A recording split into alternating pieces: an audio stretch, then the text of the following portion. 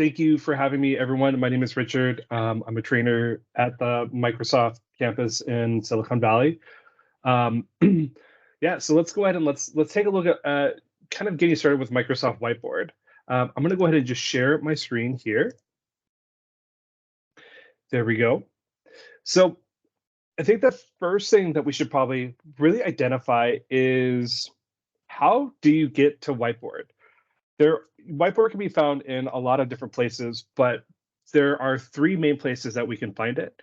We can find it by opening up our web browser, just heading to office.com. And then if we look in the app launcher in the top left, we can see that we have Whiteboard listed here. Now, this web app version of Whiteboard is fully functional. The features that you find here are the same that you'll find in the other locations. But the web app will actually show you all of the different whiteboards that you are included in or that you have started. And you can even just spin up brand new whiteboards from this location.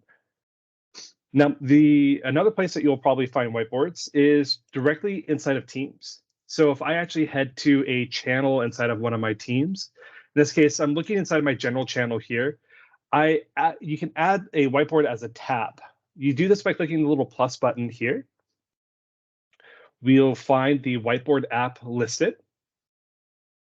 And then you can spin up a brand new whiteboard right from this particular view here. Now, I'm not going to add one right now because I already added one in. This is a whiteboard that I put together. This isn't a template at all. I actually went in and started adding different elements to really make this whiteboard my own.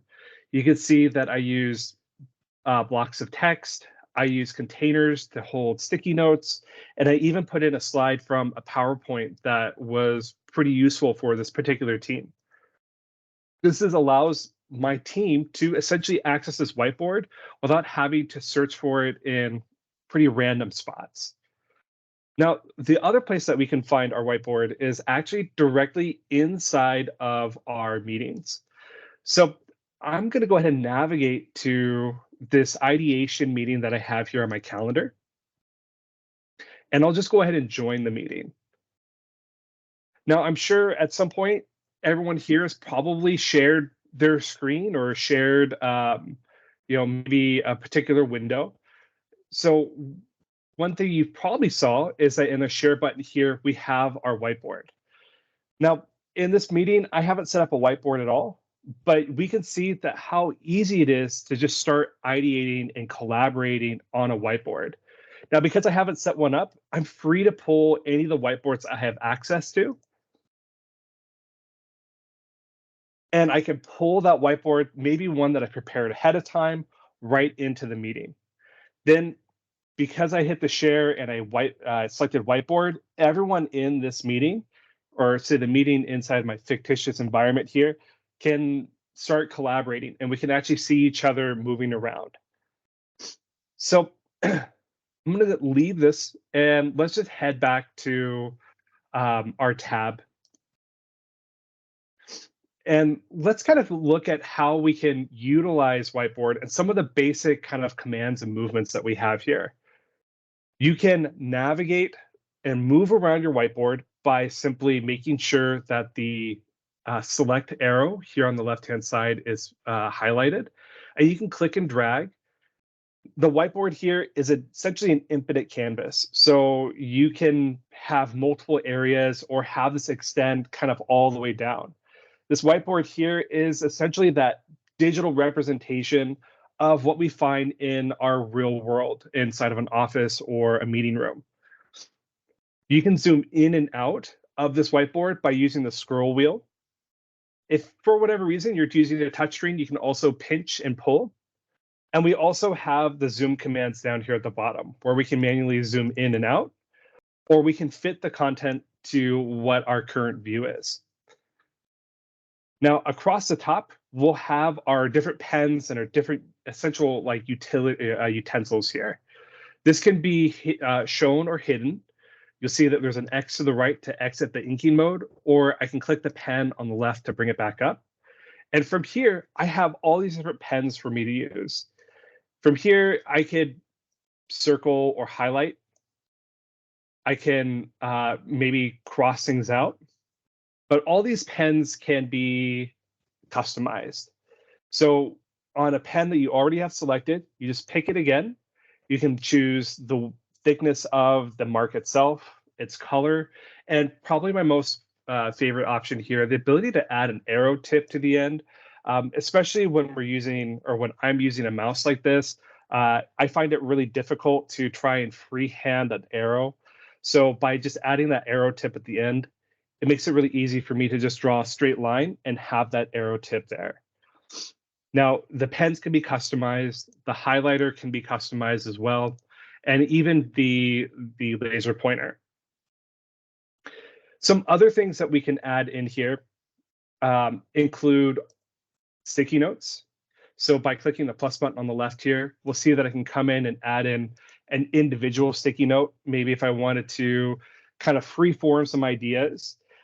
When you're collaborating with multiple people, these sticky notes actually get automatically named by whoever created them and wrote in them. So I could say, this is a cool idea. And we could see right at the top that it's marked with my persona, Isaiah. People can come in and react to this particular sticky note. So if I wanted to give a thumbs up or a heart, I can do that. And we'll even see that I can add in these note grids, which are the containers. Some of the other things that we can add in here are blocks of text, shapes, different types of emojis, but probably the most important one, and I'm just going to move my whiteboard down, is templates. Now, I'm not going to go through all the templates, but you'll see that there's a search at the top and they're broken down into different categories. These templates are pre-created kind of groups of sticky notes, instructions, and containers to help you kind of kickstart your meeting. So if I wanted to put in maybe an infinity diagram, I can simply use the stamper here to place this into my whiteboard. And now I have this usable diagram here that I can start using. I can come in and add in a prompt if I wanted to, or I could just start adding in different sticky notes and then start moving them around to have them kind of move and organize correctly.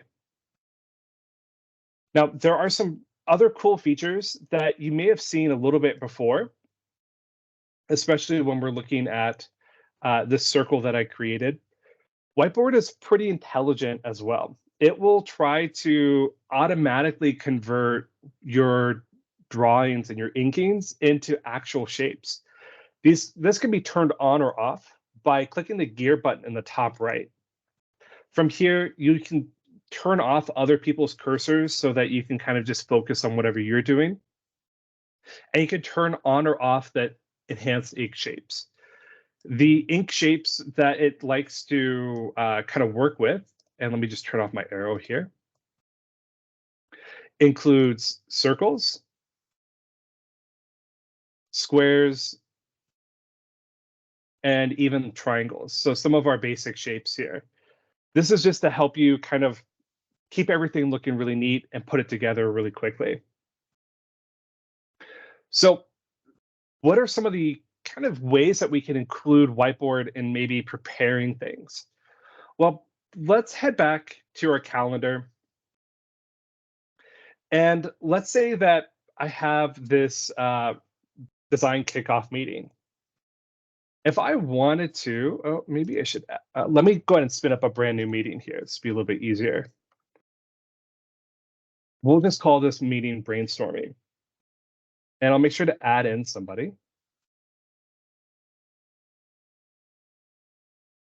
Now, with these meetings that I've created, and even meetings that I'm a part of, we can see that when we double click into this meeting and we get the details, we have tabs across the top of our meeting. This allows you as an organizer or maybe someone that wants to contribute to the meeting to actually get the whiteboard ready. So if you know that you're going to be doing maybe an icebreaker or you're going to be having a diagram set up that people are going to use, we can get this ready before the meeting even starts. In this case, let's just add in a little two truths and a lie template here.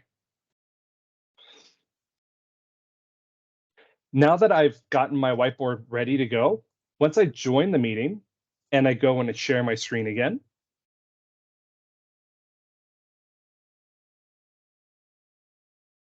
we'll see that instead of being prompted to, hey, what whiteboard do you want to use? It's going to bring me right to the whiteboard that was prepared.